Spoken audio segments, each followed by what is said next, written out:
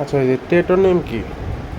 টেটোনিম হলো জীবের এক ধরনের নামকরণ যেখানে জেনসের নাম এবং স্পাইসেসের নাম উভয়ের বানান একই রকম হয়। আচ্ছা, এটা হচ্ছে বিজ্ঞানীরা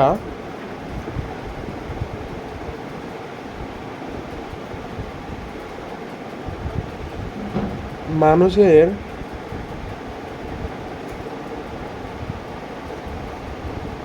নাম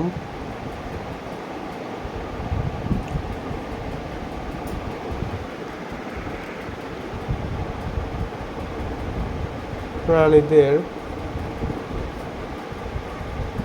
নাম ব্যবহার করতে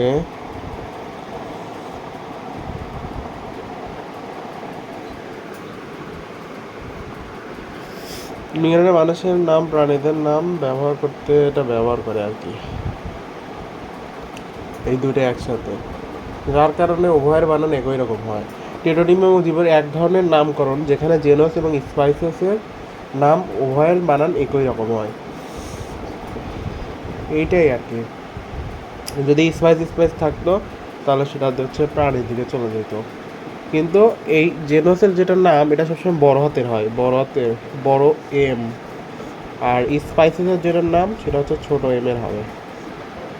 পার্থক্য শুধু এইটাই। যেমন মানুষের নাম কি? Homo sapiens, Homo sapiens. এই হোমোটা হচ্ছে জেনসের নাম, স্যাপিয়েন্স হচ্ছে স্পাইসেসের নাম।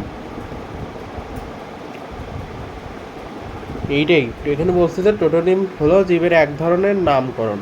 এই দেখো এখানে আগের থেকেই বলে দিচ্ছে জীবের এক ধরনের নামকরণ।